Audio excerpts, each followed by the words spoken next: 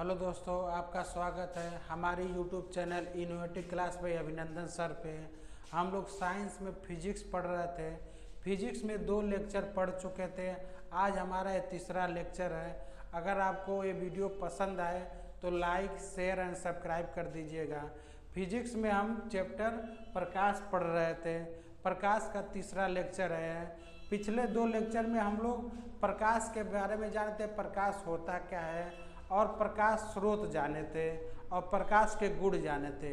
प्रकाश जो होता है वो हमको दिखता तो है नहीं, लेकिन वस्तुओं को देखने में हमको सहायता करता है, यही प्रकाश होता है।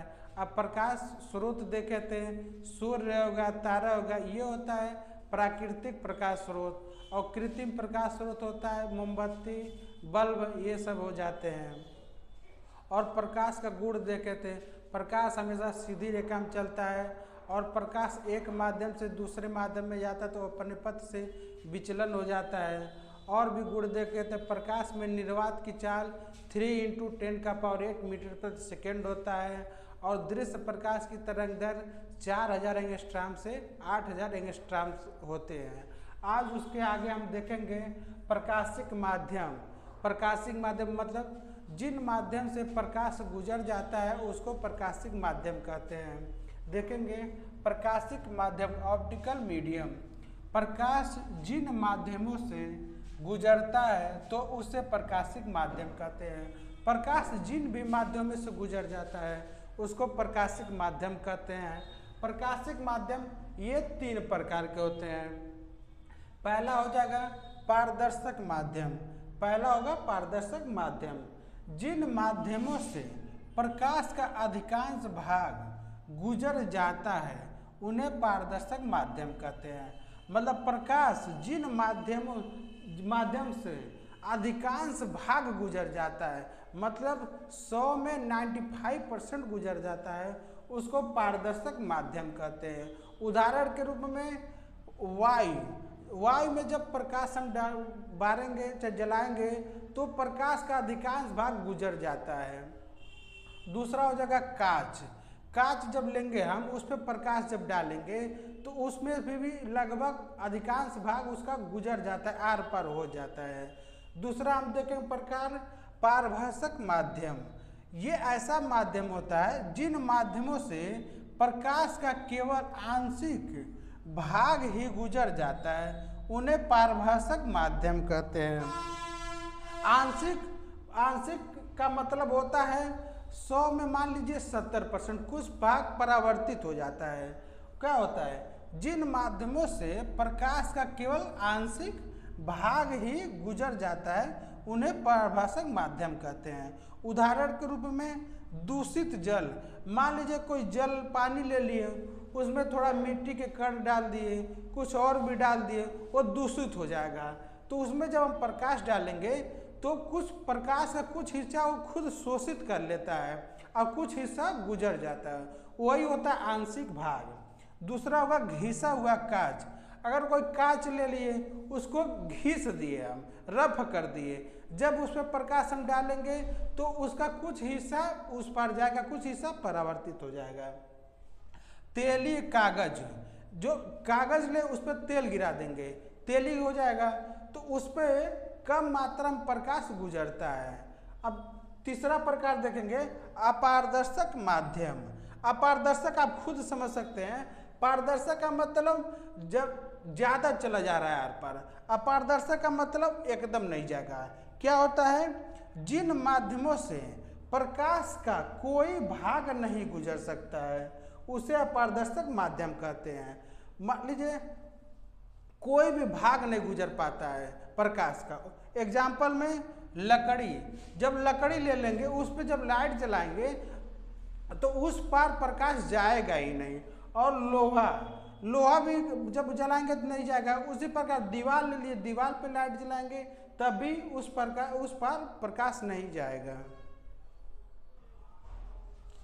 जैसा कि हम लोग पारदर्शक माध्यम देख चुके थे, जिन माध्यम से प्रकाश गुजरता है। अब उसके आगे हम पढ़ेंगे प्रकाश किरण। प्रकाश किरण किसे कहते हैं? जब प्रकाश किसी पारदर्शी माध्यम से गुजरता है जब प्रकाश किसी पारदर्शी माध्यम से गुजरता है तो प्रकाश के पथ को प्रकाश किरण कहते हैं।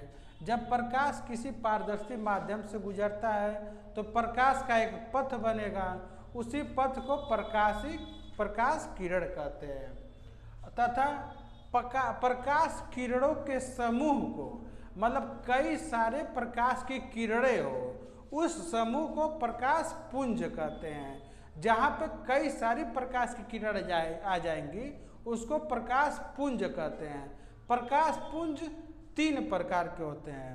पहला हो जाएगा अभिसारी प्रकाश पुंज, उसको इंग्लिश में कन्वर्जेंट बीम ऑफ लाइट कहते हैं। यहाँ पे जो कन्वर्जेंट लिखा है इसका आप समझ सकते हैं कन्वर्जिंग से मतलब समझ सकते हैं आप। कन्वर्जिंग का मतलब है कई सारी किरणों को एक ही जगह पे कन्वर्ज करता है, एक ही पॉइंट पे वो मिलाता है। उसका हम परिभाषा देखेंगे। परिभाषा देखिए हो जाएगा, जब प्रकाश की समस्त किरणें एक ही बिंदु पर मिलती है, एक ही बिंदु पे मिल रही है, तो उन प्रकाश किरणों के समूह को अभिसारी प्रकाश पुंज कहते हैं। यहाँ हम फिगर की सहायता समझेंगे। देखिए कई सारी किरणें मान लीजिए आ रही है, ये किरण आई, ये किरण जा रही है, ये किरण जा रही है, चाहे ये किरण जा रही है, एक जाके एक ही बिंदु पे मिलेंगी। ऐसे एक ही बिंदु पे जाके ये मिल जाएंगी, जैसे हो रहा है ना, एक ही बिंदु पे मिल जाएंगी। मान लीजिए कई सारी प्रकाश की किरण आई और एक ही बिंदु पे जाके मिल गई।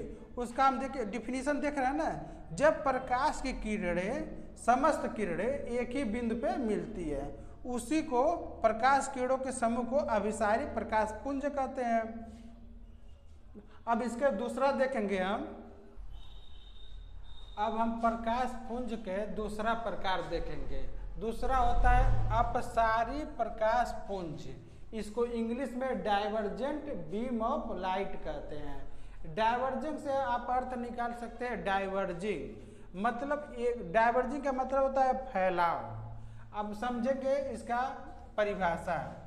जब प्रकाश की समस्त किरणें एक ही बिंदु से आती हुई प्रतीत होती है, उसे अपसारी प्रकाश पुंज कहते हैं। मान लीजिए कोई बिंदु एक है, ये हो गया बिंदु, यहां से कई सारी किरणें निकलेंगी ऐसे,